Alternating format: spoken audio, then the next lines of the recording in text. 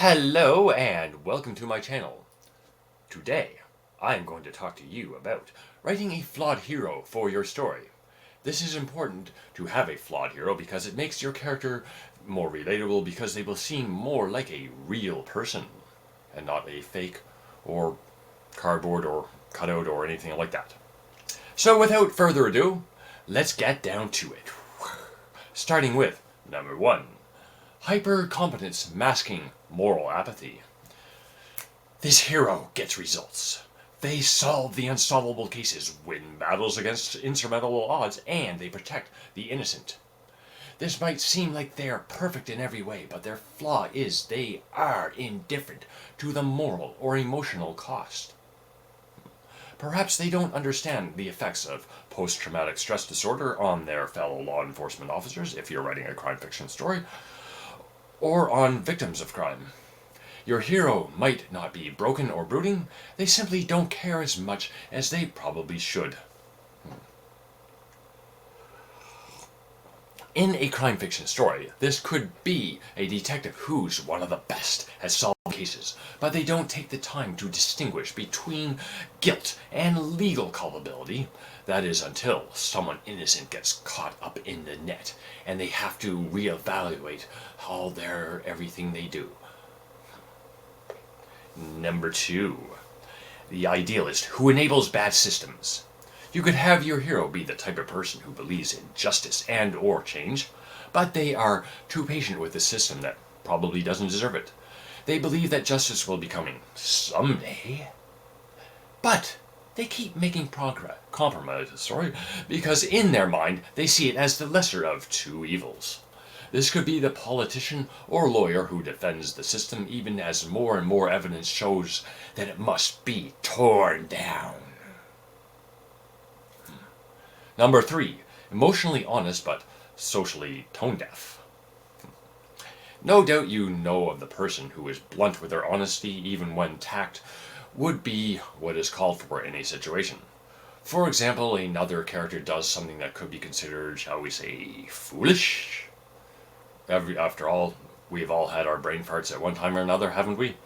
And then your hero tells them that this was a stupid move or something along those lines. He does this without thinking that the other character might have felt bad enough without having to need someone pointing out how stupid it was to do whatever it is they did. Basically, have your character say what needs to be said, but always at the worst possible time. Number 4. Addicted to control, not chaos. Think of the opposite of the adrenaline junkie or the person who's always going on wild adventures, or the alcoholic or drug-addicted hero. This hero is the type of person who must be in control of all variables, whether that be the outcome of every situation or every person in their orbit. This will create a lot of tension in the form of resentment with the other characters, who will eventually start to push back. You likely know someone like this in your life. Perhaps model the character after them, but just make sure to make them different enough so that person doesn't recognize them in your story and ends up filing a lawsuit against you. This hero could be an emergency medical technician, for example, who refuses to delegate, even at the risk of someone's life, because they can't handle uncertainty. Number 5. The altruist with a savior complex. They help everyone, not just because the person they're helping is good, but because they have a deep-seated need to be needed. This sometimes can be the point of being manipulative, and it can sometimes also be to their own detriment. Perhaps they are a codependent with a drug-addicted partner who uses the hero's flaw against them. Coffee break, I love it. Your hero could do good things for bad reasons and end up struggling when they're not the center of someone else's healing, and they end up getting resentful when someone no longer needs them. Number 6. Brilliant, but spiritually adrift. This does not necessarily mean your character has to be brooding, like they're going on like this.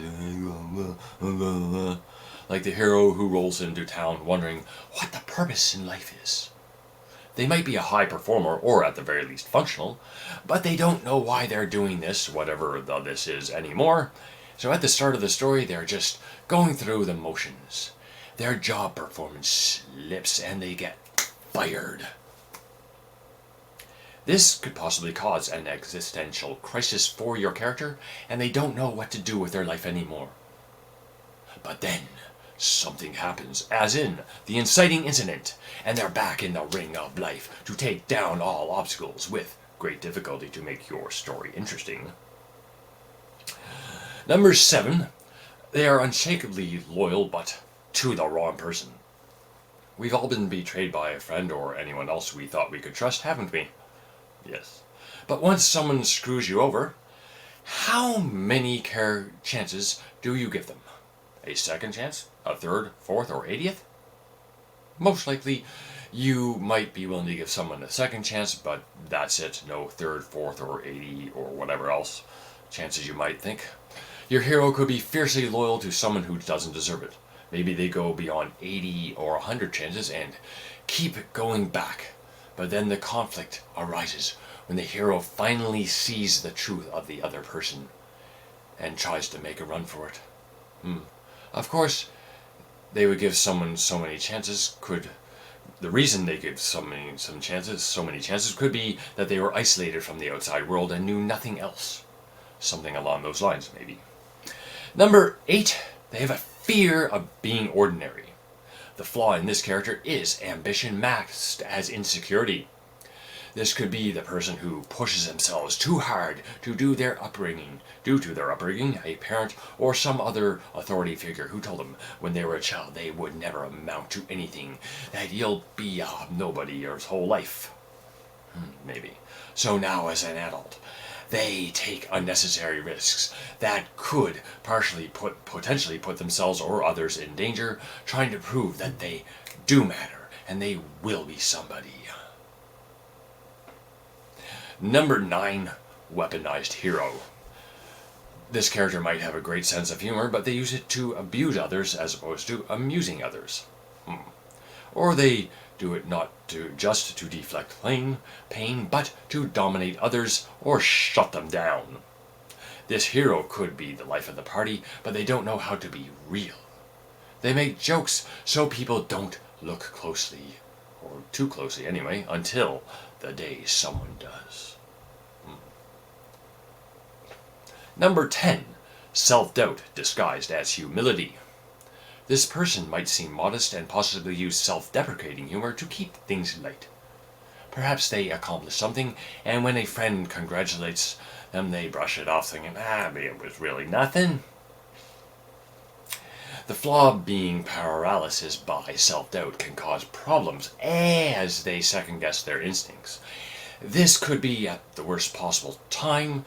The moral compass of a group falters at the worst possible time and lets everyone down as a result.